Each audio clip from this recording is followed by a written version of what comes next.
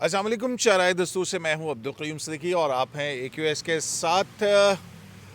Chief justice قاضی فائز عیسیٰ کے اعزاز میں پاکستان بار کونسل اور سپریم کورٹ بار ایسوسی ایشن نے عشائیہ دیا ہے. عشائیہ کی تقریب جو ہے وہ جاری ہے اور ہمارے ذرائع کے مطابق چیف جسٹس پاکستان کے اعزاز میں دیے گئے عشائیہ میں نامزد چیف جسٹس یحییٰ آفریدی سمیت سپریم کورٹ آف پاکستان کے تقریباً 13 کے قریب جج صاحبان موجود ہیں. اور جو موجود نہیں ہیں منیب اختر، عائشہ ملک، شاہد وحید اور ایک اور چوتھے جج کون سے ہیں؟ جسٹس اطہر صاحب تو آئے ہوں گے، شاید پتہ نہیں، سنا نہیں. اچھا بہرحال تو یہ جج صاحبان جو ہیں وہ عشائیہ میں موجود نہیں ہیں. منصور علی شاہ صاحب تو عمرے کی ادائیگی پر جو ہے وہ ملک سے باہر ہیں. پانچوں ہائی کورٹس کے چیف جسٹس صاحبان موجود ہیں. جسٹس عالیہ نیلم موجود ہیں، جسٹس مسرت ہلالی موجود ہیں اور جسٹس جمال مندوخیل، جسٹس نعیم افغان، جسٹس شاہد بلال، جسٹس شکیل عباسی، جسٹس محمد علی مظہر، جسٹس امین الدین خان. تو وہ تمام سینئر جج صاحبان جو ہیں وہ موجود ہیں. یہ جو امیجز ہیں اور یہ اطلاعات ہیں یہ ڈپکٹ کر رہی ہیں آئندہ کی صورتحال کے حوالے سے.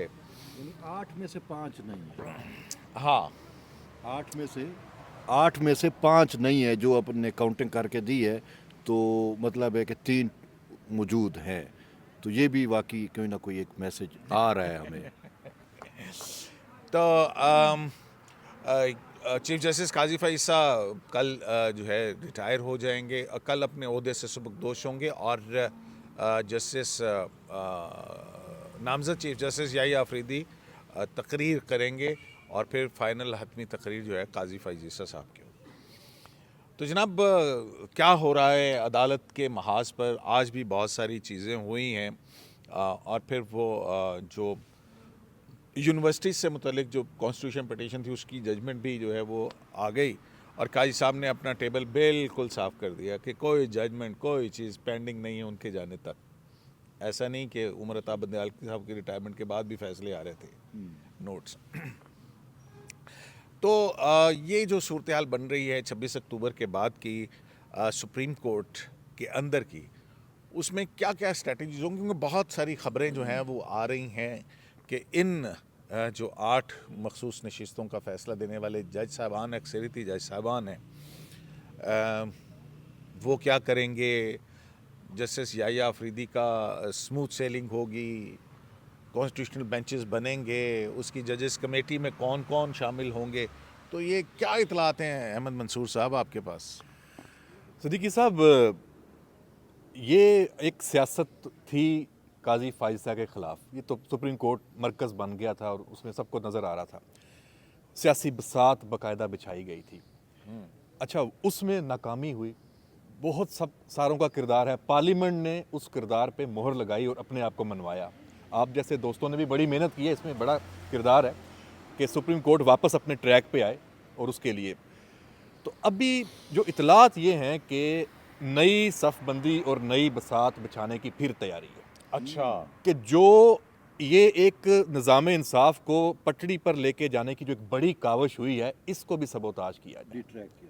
کیونکہ ہر طرف سے یہ جو چیزیں تھیں کہ جب یحییٰ آفریدی اب چیف جسٹس بننے کے بعد بھی یہ نام کہ جو سینئر موسٹ ہیں وہ ریزائن کر دیں گے، کیونکہ یہ پہلی دفعہ ہوا ہے کہ ایک پینل تھا اور اس میں سے پارلیمانی کمیٹی نے بنایا ہے.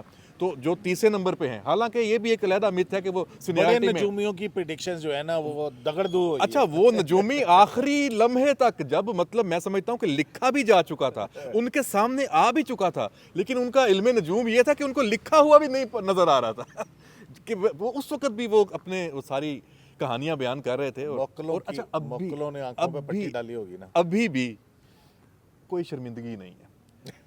اچھا، اب جو بساط بچھائی جو میں سمجھتا ہوں، اور میرے پاس اس میں جو ایک میرا ذہن کہہ رہا ہے، کچھ انفارمیشن بھی دوبارہ ملاقاتیں ہوئی ہیں. آپ لوگوں کے پاس تو اطلاعات ہوتی تھی، آپ لوگ ہی ہمیں بتانے والے ہوتے ہیں کہ جناب یہ 8 ججز کہاں کہاں ملتے رہے ہیں، کیا کیا طے ہوتا رہا. اب پھر ہوا ہے. آپشن 2 تھے کہ اٹیک کر دیا جائے فوراً، 8-9 रिजाइन कर दे हो जाए। कुछ इतलात तो ऐसी भी थी ना कि जनाब कोई इस्तीफे आ जाएंगे। हाँ वही ना, इस्तीफे आ जाए, रिजाइन कर जाएं और सुप्रीम कोर्ट के बाहर जाकर ये अपनी अदालत लगा लें और वकला तहरीक को एक किक मिल जाए। वो उनको नज़र आया कि माहौल नहीं है वकला तहरीक वाला, ये यहाँ मार खा जाएंगे। उन्होंने कैलकुलेशन की और उसके बाद फिर जो ये बड़ी खौफनाक साजिश की है, इसमें उन्होंने तमाम पहलू रखे हैं। मैं समझता हूँ कि इस साजिश के ऊपर भी अब मुसलसल बात होनी चाहिए ताकि ये साजिश है तो नाकाम हो। पहली बात क्या? पहली बात ये कि ये चाहेंगे कि जस्टिस याहिया आफरीदी को ताकत ना पकड़ने दे। उसके लिए क्या करेंगे? उसके लिए क्या करेंगे? जो 26वीं आईनी तरमीम है उसके तहत अब रूल्स बनने हैं। वो भी अफरीदी है याद रखना। ये और देखें रूल्स बनने हैं और उस रूल्स के तहत ये कोशिश करेंगे कि इनकी स्ट्रेंथ वहाँ पे रहे, इसलिए इस्तीफ़ा नहीं दिया। ये जो दो सीनियर हैं, इन्होंने ये तय किया कि इस्तीफ़ा नहीं देना ताकि हमारा जो 8 वाले हैं वो कमज़ोर ना हो जाएं। अगर हमने इस्तीफ़ा दे दिया तो वो भी कहेंगे भाई हम भी नौकरी करें और अपना काम करें, कहानी ख़त्म हो जाएगी। तो उनको ताकत देने के लिए इन्होंने उनको मजबूत रखने के लिए, अपने पाँव पे खड़ा रखने के लिए इस्तीफ़ा नहीं दिया। कि अब इनकी कोशिश होगी कि जो रूल्स बनने हैं फुल कोर्ट में, उसमें अपनी मर्जी करें या कोई जुडिशल कमीशन के जो रूल्स बनेंगे उसमें आइन बेंच जुडिशल कमीशन के। और अच्छा वो 26वीं आईनी तरमीम के तहत बनने हैं। एक तो इसमें ये काम होना है। जो दूसरी चीज़ है कि अब एक आईनी कोर्ट बन गई, आईनी बेंच बनना है, उसको सबोताज कैसे करना है, उसके लिए जो इनकी प्लानिंग है वो नज़र भी आना शुरू हो गई है कि एक फ्लड क्रिएट कर दिया जाए आईनी बेंचेस की तरफ मुकदमात का। हर मुकदमे में कोई आईनी पहलू निकालें कि जनाब ये तो आईनी मामला है, जाए उस बेंच में, ताकि ये जाए उस बेंच में, 10 बजे छुट्टी करें और जाएं। और एक महीने 2 में आम आवाम को ये तासुर दे दें कि जनाब देखा ये तो निज़ाम और फेल हो गया, मुअत्तल हो गया, ये 26वीं तरमीम तो फारग है, इसको तो रिवर्स होना चाहिए। इसको जवाज़ बना के फिर वकला तहरीक जो उसको ये लॉन्च करें और पीछे सारे जो इनके सहूलतकार हैं और वो आएँ, तो फिर इनकी कोशिश तो ये अटैक होना है। और अच्छा, ये चीज़ इसमें जो है मैं इस अटैक का पहला जो वार था वो तो आज जस्टिस याहिया अफरीदी नामजद चीफ जस्टिस जो है उन्होंने पसपा कर दिया। अच्छा वो कैसे? आज एक मुकदमे की समाअत के दौरान वहाँ पे एडिशनल अटॉर्नी जनरल थे वही वाले जिनका नाम मैं भूल जाता हूँ जिसका नाम आप भूल जाते। मुश्किल नाम है। नहीं वो नौजवान से हैं, बड़ी क्लास होती है उनकी। अच्छा तो वहाँ पे यही बात हो रही थी, तो जस्टिस याहिया अफरीदी जो है उन्होंने कहा कि हाँ कुछ 4 मुकदमात थे जो उन्होंने कहा कि ये कॉन्स्टिट्यूशन इसमें अंदर पॉइंट है तो उधर जाएंगे। तो मैंने रजिस्ट्रार सुप्रीम कोर्ट से कह दिया है कि जो आइनी मुकदमात हैं जिनके अंदर क्वेश्चन ऑफ लॉ इस तरह से इन्वॉल्व हैं उनको अलहदा कैटेगराइज कर दिया जाए और बाकी जो है वो अलग कर दी जाए। तो वो पहले से ही रजिस्ट्रार ऑफिस जो है वो इस काम पे लग गया है कि कौन कौन से मुकदमात होंगे। मतलब जो ये इनके पास जब मुकदमात आएंगे तो ये नहीं कह सकते कि यहाँ पे तो ये देखें, अब देखें इसका वो क्या हल निकालते हैं, लेकिन वो इसका भी कोई ना कोई तोड़ निकालेंगे। हमारे पास भी इनका वो तोड़ है। मैंने कहा हमारे पास भी इनका तोड़ है। जैसे अहमद ने बात की, अगर वो इस तरह का कोशिश करते हैं, जवाब देते हैं, तो फिर देखें हमारे पास ये जवाब होगा। देखें हम तो चाहते थे कि वफाकी आईनी अदालत हो, आईनी बेंच ना हो। अब जब वफाकी आईनी अदालत हो और फुल फ्लेज अदालत हो, ये तो फिर उसके जवाब की तरफ जाएंगे। और फिर हम यही कहेंगे कि पार्लिमान को भी कि अगर इस टाइप की कुछ अबहाम रह गए हैं तो फिर फुल टाइम एक वफाकी आईनी अदालत जिसका COD में जिक्र था, और ये तो मौलाना साहब की तजवीज़ के ऊपर आईनी बेंच पे आ गए थे। नहीं ये पाकिस्तान तहरीक इंसाफ की जो तजवीज़ के ऊपर आईनी बेंच के ऊपर आए हैं मौलाना फजलुर रहमान कॉन्स्टिट्यूशनल कोर्ट के हक में थे। ये तो एक कंसेंसस डेवलप करने के लिए उन्होंने ये किया, मौलाना से किया, और फिर वो उसके बाद बाइकआउट कर गए। तो मौलाना को भी तो धोखा दिया ना उन्होंने। मौलाना को भी धोखा दिया। और मौलाना खैर मौलाना साहब आदी हैं, मौलाना को पता है कि इनकी फितरत क्या है, लेकिन इसके बावजूद मौलाना साहब ने कहा चलो ठीक है, मोमिन अगरचे एक सुराख से बार बार नहीं डसा जाता तो एक दफ़ा डस ले जाए। हाँ नहीं वो मोमिन एक सुराख को बार बार डसता। हाँ तो मौलाना साहब दोबारा डसे गए हैं, ये बात हकीकत है। तो दूसरी बात ये है कि देखें कि फिर अगर इस टाइप का देखें, अभी भी इस तरमीम के अंदर बहुत सारी चीज़ें ऐसी हैं जो हल तलब हैं। और फिर मुझे तो नीड नज़र आ रही है कि फिर वफाकी यानी अदालत जो है फुल फ्लेज होगी। और फिर अच्छा इसमें जो है ये बिल्कुल जो है बहुत सारी एनोमलीज भी नज़र आ रही हैं, लेकिन जो सबसे पहला तरीका होगा ना कि JCB के इजलास से पहले एक चीज़ है कि अगले हफ्ते की कॉज लिस्ट जारी नहीं हुई है। जी صرف کل کی جمعے کی کاز لسٹ جاری ہوئی ہے، ٹھیک ہے، اور 26 کو جب بروز ہفتہ نامزد چیف جسٹس اپنے عہدے کا حلف اٹھائیں گے، صدر آصف زرداری ان سے حلف لیں گے، تو پھر اس کے بعد ضروری ہے کہ ججز کمیٹی کا اجلاس ہو۔ اچھا، اب جو نئی آئینی ترمیم آئی ہے اس کے اندر جو جے سی پی ہے جو آئینی عدالت کا سربراہ اور ججز کا تقرر کرے گی، اس کی فارمیشن جو ہے وہ چیف جسٹس اور 3 سینئر موسٹ ججز اور ایک ریٹائرڈ جج، پھر 4 پارلیمنٹیرینز، اٹارنی جنرل، وزیر قانون، ٹھیک ہے۔ تو اس میں جو ہے اب معاملہ یہاں پہ آئے گا کہ آیا وہ جو 2 جج جو بائی پاس ہوئے ہیں وہ سینئر میں آئیں گے، کیونکہ آئین کہتا ہے چیف جسٹس اور اس کے بعد سینئر جج، چیف تو جسٹس ایک اور اس کے بعد ہاں چیف جسٹس اور اس کے بعد نیکسٹ، مطلب اس میں سینئر موسٹ ججز لکھا یہ ہے۔ چیز صدیقی صاحب سمجھنے والی ہے۔ یہ میں وہی اسی طرف آ رہا تھا، تو اس کا تعین جو ہے میرا خیال ہے کہ ہفتے کو ایک ججز کمیٹی کا اجلاس ہونا ہے، اور آج بھی جو عشائیہ ہے اس کے اندر جو غیر حاضر جج صاحبان ہیں ان میں منیب اختر صاحب بھی شامل ہیں، تو جو ابھی پریکٹس اینڈ پروسیجر قانون جو ہے اس کے نیچے کی ججز کمیٹی ایگزسٹ کرتی ہے، تو اب پتہ لگے گا کہ جو ججز کمیٹی کا اجلاس ہوتا ہے اس میں امین الدین خان صاحب اور جسٹس جمال مندوخیل اور جسٹس یحییٰ افریدی کی سربراہی میں اگر اجلاس ہفتے کو ہوتا ہے تو آپ کو سمجھ آ جائے گی کہ آگے کیا ہونے والا میں ہے۔ ایک چیز ایڈ کرنا چاہ رہا ہوں صدیقی صاحب۔ انہوں بھی بول لین دیو۔ اچھا، میں وہ اسی پہلے پوائنٹ ان پہ کو ایڈ کرنے اسی پوائنٹ پہ آ کے جسٹس منصور علی شاہ نہیں ہے، باہر چلے گئے ہیں، ٹھیک ہے۔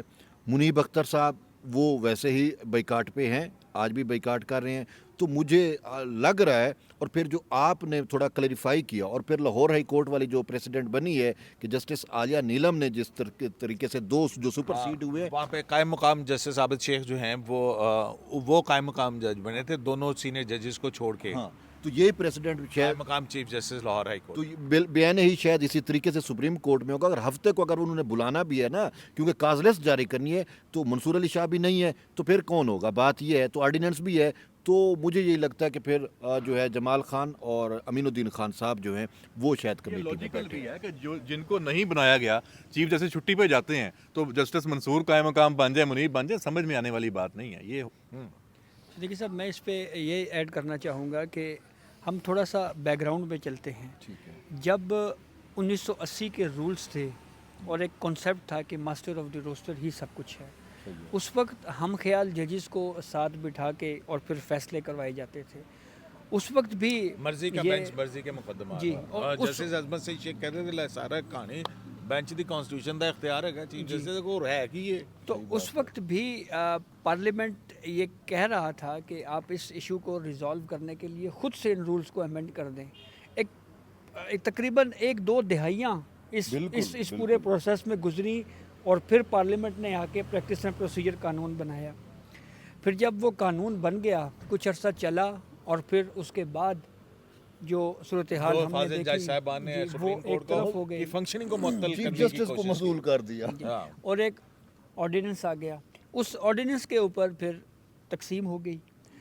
اب دوبارہ جن خدشات کا اظہار آپ یا طیب یا احمد منصور صاحب کر رہے ہیں، اگر یہ پھر دوبارہ اسی سسٹم کو آگے بڑھایا گیا، اور پھر اگر سسٹم کو نہ چلنے دیا گیا، تو پھر وہ جو بات ہم کر رہے ہیں یا پھر کچھ اور بھی آ سکتا ہے۔ تو میرے خیال میں اس کے لیے نہیں، اگر دیکھیں نا، بات یہ ہے کہ یہ ان مقدمات کی سماعت کے حوالے سے عطا من اللہ صاحب تو ویسے ہی 6 مہینے بعد فیصلے لکھتے ہیں، منیب اختر صاحب ایک دفعہ ریویو ہوتا ہے، پھر دوبارہ ریویو کرتے ہیں، اور پھر 7 مہینے بعد اس کا فیصلہ لکھتے ہیں، ٹھیک ہے، 10 بجے چھٹی کر دیتے ہیں، تو وہ مطلب تو بہرحال کام تو ٹیڑھا ہے ویسے۔ اس پوری صورتحال میں جو ہے، میرے خیال میں جو اس وقت جو آپ نے جو فگر بتائی ہے کہ 13 ججز جو ہیں وہ اس وقت موجود ہیں، 13 جج سپریم کورٹ آف پاکستان کے موجود ہیں اس عشائیے اور کے۔ پھر اس سے پہلے کے جو ایونٹس ہم نے رپورٹ بھی کیے اور اپنے طور کے اوپر ہم نے چیک بھی کیا، جسٹس یحییٰ صاحب خود جاتے رہے ہیں ججز کے ساتھ، ملاقات بھی کرتے رہے ہیں، تو میرے خیال میں جو اکثریت ہے وہ جسٹس یحییٰ صاحب کے ساتھ ہے۔ मेरे को देखे ना आज जो जिस तरह से मैं मुखबिर वो के लिए कह नहीं रहा जा हूँ तीन तो टूट गए नहीं सर, देखें तीन ना, तो टूट गए देखें आठ मेरी में बात सुने, देखें बात सुने, बात ये है कि ये ऑनर होता है चीफ जस्टिस का। काजी साहब से उनके हो सकता है कुछ इख्तलाफात हों लेकिन अच्छा उसके बाद जो है कल की जो तकरीब है वो भी बड़ी अहम होगी। उसकी कल की तकरीब में आपको लगता है कि सारे आएंगे, ये जैसे आज इशाइये में ये 4 फाजिल जज साहिबान नहीं आए, कल फुल कोर्ट रेफरेंस में आपको लगता है कि कौन कौन गैर हाजिर हो सकता है? मुझे तो मेरे जो आज की इस तकरीब में नहीं आए तो इससे दो राय मखज़ कर सकते हैं। एक तो ये हो सकती है कि हो सकता है कि कुछ बाद में कुछ कोई पहुंच जाएं, तो ये तो बहरहाल अब वो तकरीब कंक्लूड होगी तो तभी जो है वो फाइनल हम व्यू दे सकते हैं, क्योंकि इस वक्त जब हम वीडियो रिकॉर्ड कर रहे हैं उस वक्त के इंफॉर्मेशन के मुताबिक तो ये सूरत हाल है। लेकिन अगर कल भी ना आए तो फिर वो जो बात की जा रही है जी कि एक ग्रुप बंदी वाला तासुर जो है वो मौजूद है, उस तासुर को फिर तकवीत मिलेगी। सदीकी साहब यहाँ पे मामला मैं बताता हूँ, मामला बड़ा सिंपल है। देखिए हाँ, मामला बहुत ज़्यादा मामला बहुत ज़्यादा सिंपल है, और वो ये है कि जो आज नहीं है मुझे नहीं लगता कि वो कल आएंगे, ठीक है। और ये जो 8 लेकिन ये भी तो हो सकता अच्छा, है मेरी तरफ, हाँ लेकिन ये भी तो हो सकता है कि सुप्रीम कोर्ट बार और पाकिस्तान बार एसोसिएशन ने उनको बुलाया ही ना हो। नहीं नहीं नहीं नहीं नहीं नहीं नहीं ऐसा जो वो चारों हाई कोर्ट्स के चीफ जस्टिस साहबान को बुला सकते हैं, तो ये जो पास में बैठे हैं इनको नहीं बुला सकते, ये आउट ऑफ क्वेश्चन है।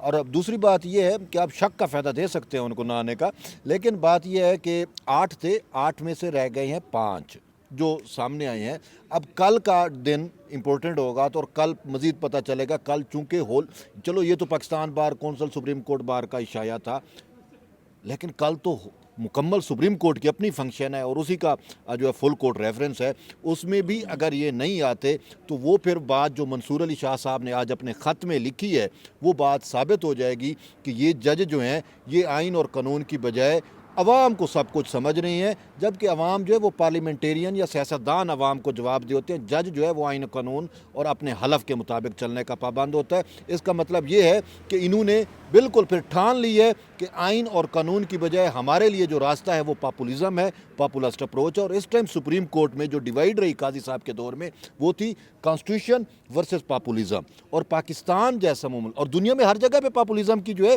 वो डिस्करेज हो रहा है। अनफॉर्चुनेटली पाकिस्तान में जो है इसको थोड़ा सा वो मिला, हौसला अफजाई हुई, लेकिन काजी साहब जैसे आइन पसंद जज ने with in supreme court populism की जो है उनको डिस्करेज किया है, और हमारी रियासत ने भी इसको डिस्करेज किया है। और अब अगर ये जज अपने उस पॉपुलिज्म पे जाते हैं तो मुझे उम्मीद है कि जस्टिस याह्या खान अफरीदी जैसा आइन पसंद जज जो है वो इसको डिस्करेज करेगा। उन्होंने अगर कोई अटेम्प्ट भी करेंगे तो वो होपफुली फेल हो जाएगी।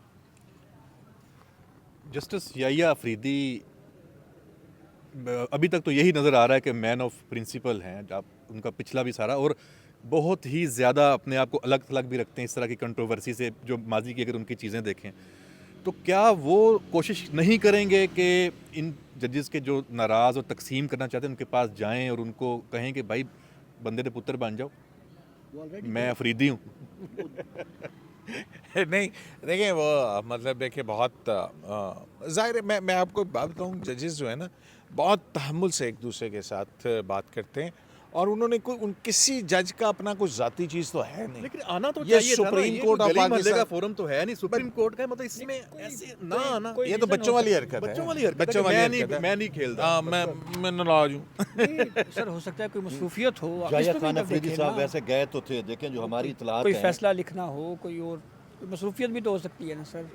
रात दे टाइम मसरूफियत हैं। लेकिन देखो बाकी देखो अगर यार देखें बात लेकिन सुने, याह्या अफरीदी साहब के पास सुना है कि व्हाट्सएप भी नहीं कर सकते, मेरा ख्याल ये एंड्रॉइड है, फोन यूज़ नहीं करते। नहीं मेरा ख्याल है कि वो काजी साहब ने अपने नोट में लिखा है ना कि वर्चुअल कोर्ट कायम कर ली है, तो अब वर्चुअली काम करेंगे वो, ठीक है ना। वो चैम्बर से काम कर लिया, वो अपना जो है ना उसमें वो कर लिया, ठीक है, तनख्वाह मिल गई तो ठीक है बस। याह्या अफरीदी साहब तो गए थे इनके चैम्बर में, मंसूर अली शाह के चैम्बर में भी गए थे और मुनीब अख्तर के भी चैम्बर में। 50 साल की दोस्ती है। ये ऐसे ही है ना कि आपके बच्चे मतलब ये इससे बड़ा जो 50 साल से आपका इससे दोस्त हो, इससे एक और बात भी ठीक है, निकलती है। और वो जो है जब उसकी ज़िंदगी का आपके दोस्त, आप कहते हैं मैं बड़ा दोस्त हूँ किसी का लेकिन जो है वो उसकी ज़िंदगी का एक ऐसा मौका कि जहाँ पे वो चीफ जस्टिस पाकिस्तान बन रहा है, यार आप प्राइम मिनिस्टर बन रहे हो या आप का वलीमा हो और आप और मैं कहें कि जी मैं तो 50 साल पुराने हम दोस्त हैं और मैं ना जाऊं ये तो बड़ी- और बना बना के मैं उम्र से निकल इसमें जाऊं, बहाना भी नहीं चलता। तो इसमें देखें ये वाला जो एक ही यारी- ये वाला जो तो शिकवा, हो गया ना। इसमें एक पहलू और भी आ जाता है। दोस्त से मैं थोड़ा सा इसमें ऐड करना चाह रहा हूँ कि एक दोस्त, वो कहते हैं ना कि दोस्त से दोस्त की कामयाबी भी बसा औकात बर्दाश्त नहीं होती, लेकिन यहाँ पे मामला है टोटल उलट। देखें आप लम्हे भर को अपने आप को जस्टिस मंसूर अली शाह समझ लें, ठीक है, तो अल्लाह माफ करे। अच्छा, तौबा, चलो तौबा, चलो तौबा, तौबा, चलो तौबा, एक इंसान के तौर पे देखें, मंसूर अली शाह ने सोचा था कि मैंने हलफ बहुत लेना बड़े है, जज मैं हैं चीफ यार, जस्टिस बहुत बड़े इंसान ये हैं। नहीं होना चाहिए। अच्छा। वो भी तौबा कर रहे हो। अच्छा अच्छा मंसूर अली शाह साहब ने बिल्कुल सोचा हुआ था कि मैं चीफ जस्टिस बनूंगा, ये होगा वो होगा। अब वो जो है वो उनका अपना दोस्त बन रहा है और बिल्कुल उसी जगह पे, उसी स्टेटस में जो मंसूर अली शाह के लिए मुख्तस था, या जो एंड टाइम पे मंसूर अली शाह से वो चीज़ छिन गई या उसके पास वो चीज़ नहीं आई, वो चली गई उसके दोस्त के पास। अब मंसूर अली शाह मुझे बताएं कैसे सदर हाउस में जाएं और देखें कि जिस जगह पे मैंने खड़ा होना था वहाँ पे जस्टिस याया खान अफरीदी खड़े होकर हलफ ले रहे हैं कि इंसान के अपने अरमान होते हैं, दुख होते हैं, तो वो सही तो दुखी हैं, इसी वजह से उन दुखों के मुताबिक के लिए तो वो चले गए हैं। और वो पता है जज तो जो है वो सबसे पहले जब कुर्सी पे बैठता है अपने आप को माइनस करता है। जज हलफ क्या उठाता है? यहाँ पे सर बेगमात को मैनेज जा- नहीं किया गया, सासू माओं को मैनेज नहीं किया यार वो गया। ये फखर दुरानी ने बड़ी स्टोरी दी है कि वो ये आपको पता है क्या स्टोरी दी है? नहीं, क्या वो क्या भाईजान खबर स्टोरी ये है कि मखसूस नशिस्तों का फैसला करने के बाद उन्होंने अपनी अहलिया को मैसेज किया। वो एजेंसियों के पास लग गया, पता चला गया, और और उसमें वो- कहा कि वो- तुम्हारे लीडर का मैंने काम कर दिया, या हमारे मुर्शिद का जो है ना काम मुर्शिद कर का, दिया। और तो ये जो कहानी आई है, अच्छा, वो तो अल्लाह उसने ये रहम कहा करे। कि ये वाली रिपोर्ट पार्लिमानी कमेटी के सामने भी गई है। अच्छा, मेरे पास एक इन्फॉर्मेशन और भी है कि पार्लिमानी कमेटी की जो सारी कार्रवाई है, रूकच नायक ने यही कहा कि मैं हलफ पे हूँ, पार्लिमानी मैं बता नहीं सकता कि अंदर हुआ क्या कुछ है, फारूक नाइक ने क्या कहा? कि मैं हलफ पे हूँ, हमने अंदर हलफ लिया है कि अंदर की चीज़ को बाहर नहीं डिस्क्लोज करेंगे, इस वजह से मैं बता नहीं सकता कि अंदर क्या कुछ मैं हुआ। आपको बताता हूँ। पार्लिमानी कमेटी की सारी कार्रवाई को रिकॉर्ड किया गया है। क्यों? कल को ये केस उठाया जाता, कोई सूरत बनती, तो फिर के पार्लिमानी कमेटी ने किस ग्राउंड पे मुस्तरद किया है, मतलब तो उन्होंने वो ग्राउंड बताई हैं, उनका सारा कच्चा चट्टा वहाँ सामने है, और अगर वो बाहर आ गया पक्के रेफरेंस है। तो फिर तो मैं जाके चैलेंज कर देना यार। कि रिकॉर्ड ले आओ बाहर। बिल्कुल ठीक है, बिल्कुल ये वहाँ बाकायदा तौर पे ये चीज़ें पेश हुई हैं, पूरी रिपोर्ट्स सारी, जिसकी बुनियाद पे उन्होंने कहा कि तौबा तौबा, इनको तो हम नहीं बनने देते। तो ये रिपोर्ट्स कहाँ से और ये तो अब ये तो देखें देखें। ना, वो तो ये बता रहे हैं ना कि जनाब जो मैसेजेस पकड़े गए और हैं, जस्टिस मुनीब को तो इतना ज्यादा सर्विलेंस डिस्कस तो ही नहीं हुआ। इतने अहम तो देखे ना, पार हो गया। जो मुल्क का चीफ जस्टिस बनने वाला हो, जिसने अदालती साल में 60 से ज़्यादा छुट्टियां की हों, 5 गैर मुल्की दौरे किए हों, उनमें से 3 अमेरिका में किए हों, फिर जो है वो यहाँ पे अमेरिकन पॉलिटिकल सेक्रेटरी के साथ भी बैठा जो है ना स्टेज छोड़ के बैठा हो, तो वो फिर मतलब है कि पाकिस्तानियों से नहीं मिलना। कोई पाकिस्तानी मैसेज भिजवा दे कि आपसे मुलाकात करनी है तो कहेंगे कि नहीं जी ये मैं आपसे नहीं मिलूंगा, फलां फलां ये मशरूत। जो मिथ है, इसका थोड़ा आप लोग जवाब दें कि सीनियरिटी को कॉम्प्रोमाइज़ किया गया है, 2 सीनियर मोस्ट थे, क्या वाकई जस्टिस याया अफरीदी अपने इन दोस्तों से बहुत जूनियर हैं? रिकॉर्ड क्या कहता है? देखें रिकॉर्ड ये कहता है, सुने मेरी बात सुने, जस्टिस याया अफरीदी, आप पता है ये तीनों दोस्तों की एक लॉ फर्म बनी थी, और वो लॉ फर्म है अफरीदी, शाह एंड मिनल्ला, और ये जो है ये तीनों के आखिरी नाम के हिस्से लिए गए हैं, और जो सीनियर पार्टनर है उसका नाम पहले, जो जूनियर है उसका उसके बाद, और जो सबसे जूनियर है उसका उसके बाद है। अफरीदी ये तो लॉ फर्म की अपनी आपकी इनकी वो है, लेकिन उसके बाद जो है एलिवेशंस होती हैं।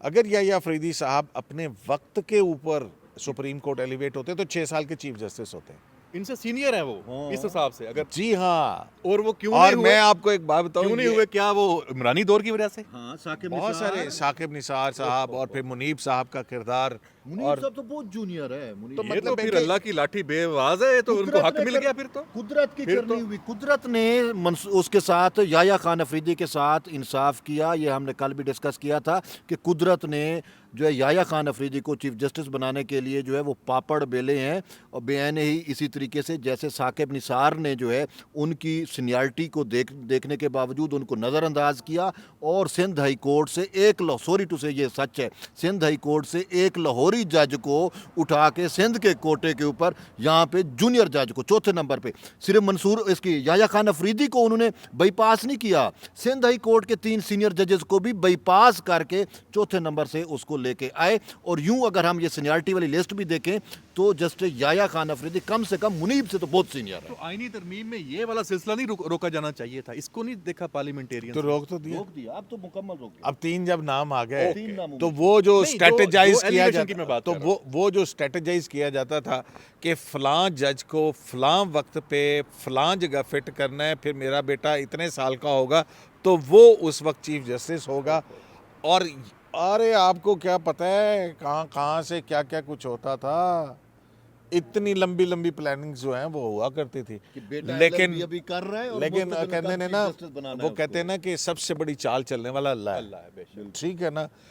تو آپ یہ دیکھیں گے جسٹس قاضی فائز عیسیٰ کا راستہ روکنے کے لیے باہر سے اور اندر سے کتنا بڑا حملہ ہوا تھا, سر مجھے لیکن اللہ تعالیٰ نے ان کو عزت دینی تھی. اللہ تعالیٰ ایسے نکال کے لے کے آئے ان کو سامنے. مجھے سپریم ٹھیک کورٹ ہے. بار ایسوسی آج آخر وقت تک ایکسٹینشن کا دھبا لگانے کی کوشش کی گئی, نہیں ہوا. اللہ نے واہ. عزت دی. مجھے سپریم کورٹ بار ایسوسیشن بھی کے ایک آجے. سپریم کورٹ بار ایسوسیشن کے سابق صدر ہیں, ایک دفعہ وہ رو پڑے. یہ جو آپ نے کہا نا ایک پوری کیلکولیشن سی, تو میں نے کہا, میں نے ان سے سوال کیا, یہ پوری کیلکولیشن کر کے یہ جو ججز کا لیڈ کلب بناتے ہیں کہ ابھی بیٹا LLB کر رہا ہوتا ہے, وہ کیلکولیٹ کرتے ہیں کہ وہ اس کی ڈگری فلاں فائنل ہوگی, پھر وہ اتنا پریکٹس کرے گا, پھر وہ ہائی کورٹ کا جج بنے گا, پھر سپریم کورٹ میں کب وہ چیف جسٹس بنے گا. میں نے کہا یہاں تک کہانیاں ہیں. تو اس نے کہا کہ طیب قدرت کی لاٹھی بے آواز ہے. میں نے کہا جو موجودہ سسٹم چل رہا ہے, کہتا ہے یار قدرت کو کیا کوئی ایک دو کو کھسکا دے درمیان میں سے تو پوری ان کی کیلکولیشن بھی ڈسٹرب ہو سکتی ہے.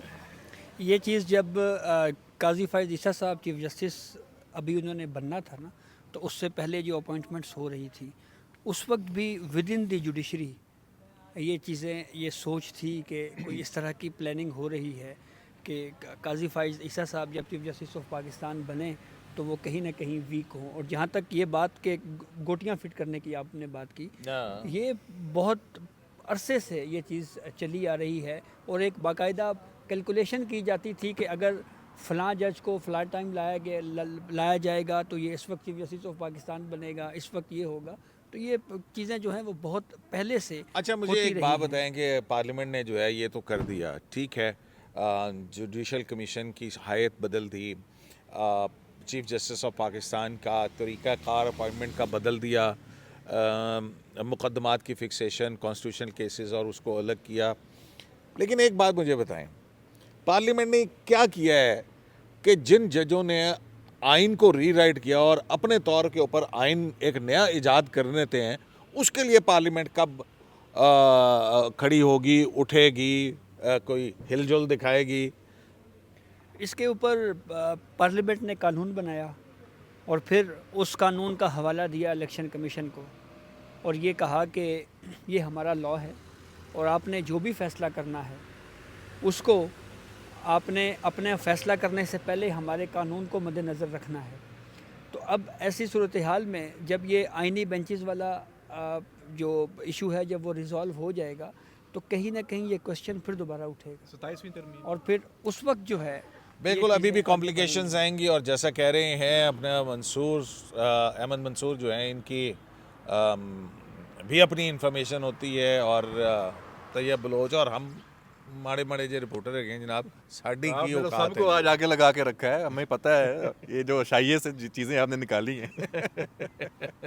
وہ تو رپورٹر تو ہوں میں یار, رپورٹر تو اس میں تو جناب باقی جو ہے وہ وتعز من تشاء وتذل من تشاء بیدک الخیر, اور وہ میرا رب جسے چاہتا ہے عزت دیتا ہے اور جسے چاہتا ہے ذلت دیتا ہے. شرائع دستور سے عبدالقیوم صدیقی کو AQS لائیو سے اجازت دینے سے پہلے بس یہ کہ جسٹس قاضی فائز عیسیٰ کہ تمام چیزیں چھوڑیے. قاضی فائز عیسیٰ وہ جج ہے جس نے نہ پلاٹ لیا نہ پروٹوکول لیا, اپنے پلاٹ بھی اپنی زمین بھی ریاست کو دی, ریزیڈنسی قائد کی ریزیڈنسی کو دی, اور آرام سے باعزت طور پر. بغض والی بات اگر کر دیں, ہاں وہ ان سے بات ہو رہی تھی تو قاضی سے بغض تو بہت سوں کا ہے, لیکن قاضی جیسا کردار بھی تو دکھائے. ہائے ہائے. شرائع دستور سے عبدالقیوم صدیقی کو AQS لائیو سے اجازت دیجیے. اللہ نے کے بعد